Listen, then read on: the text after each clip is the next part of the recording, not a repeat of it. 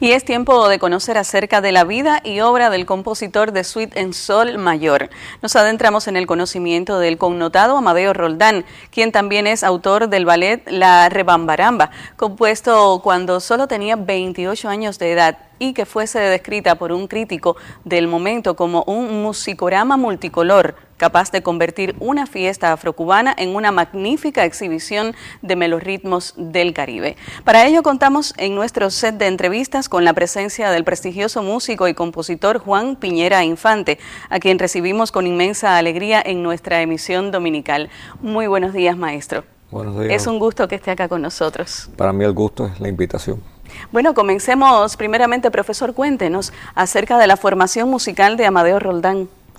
Bueno, yo tuve la suerte de conocer de niño quién era Amadeo Roldán, porque fui a dar clases con un maestro que fue muy amigo y le cerró los ojos a Amadeo, César Pérez Centenat.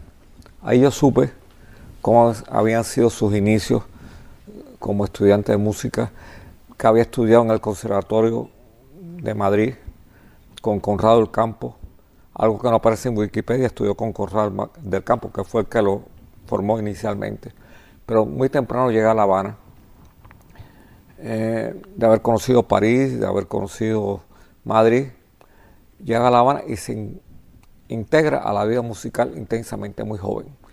Amadeo Roldán no solo fue violinista de la Orquesta Sinfónica de La Habana con Gonzalo Arroyo bajo la dirección, no, él fue fundador junto con mi maestro César Pérez Centenat, con Alberto Roldán, hermano chelista, que yo llegué a conocer, tuvo una vida larga, al contrario que su hermano, con Pedro San Juan Nortes, un músico vasco que vivía en Cuba, que llegó aquí a Cuba.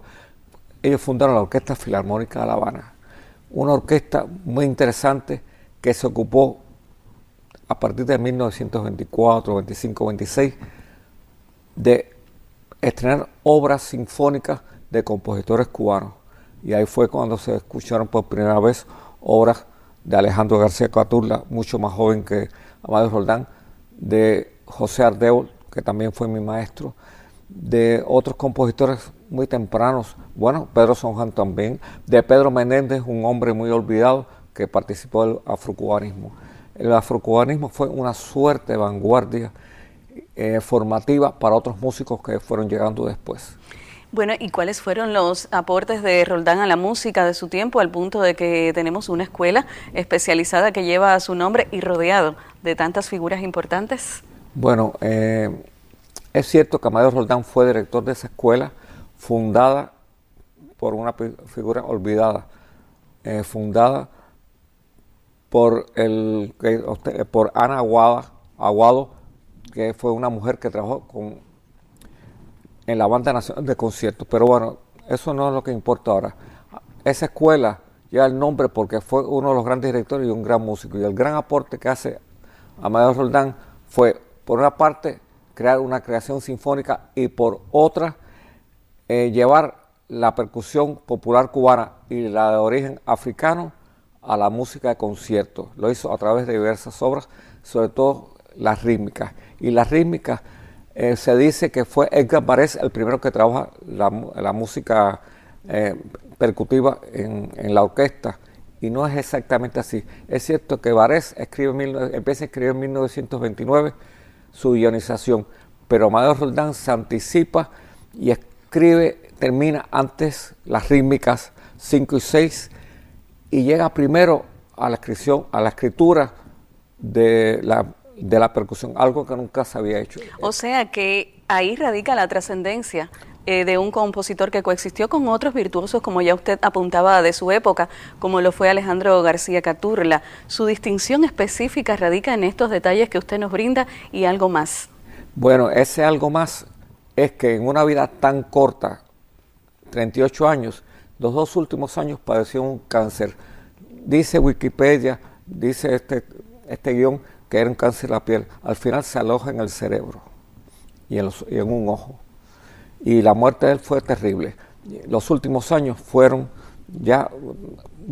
Roldán vivió aproximadamente 35 años, no 38. Los últimos años fueron imposibles para él. ¿A partir de qué elementos se basan los especialistas para identificar a Roldán, conjuntamente con Catulla, como un pionero del arte sinfónico moderno en nuestro país? Bueno, el siglo XIX nuestro tuvo muy poca creación sinfónica, esporádicamente una obra de José Huay, de José Manuel Lico Jiménez, esporádicamente. Es con la creación, a través de Guillermo Tomás, de una primera orquesta sinfónica de La Habana, después Gonzalo Roy, Ernesto Lecona, que crean otra orquesta sinfónica de La Habana, y la Filarmónica, que empiezan a escribir los compositores música orquestal. Y eso es un principio admirable que aportó Roldán y Catulla a la cultura cubana. Acerca de la etapa en que Roldán fue parte de la Orquesta Sinfónica de La Habana bajo la batuta de Gonzalo Roy, ¿qué pudiese contarnos, profesor, acerca de esta vivencia? Bueno, mire, era increíble porque Roldán daba clases, impartía clases. Roldán era músico que hacía música popular en el cabaret El Infierno. Roldán escribía música y era atril de la Orquesta Sinfónica de La Habana y posteriormente dirigía la Orquesta Filarmónica de La Habana, donde estrenó muchas obras, no solamente cubanos, sino otros compositores como, por ejemplo, Dmitri Shostakovich, por ejemplo, que algo que no se había hecho en Cuba nunca antes. Juan Piñera, profesor, le pedimos hacer un alto en este diálogo para conocer de otras informaciones esta mañana y le prometemos volver con usted en unos minutos. Acompáñenos y usted siga con nosotros informándose. Buenos días.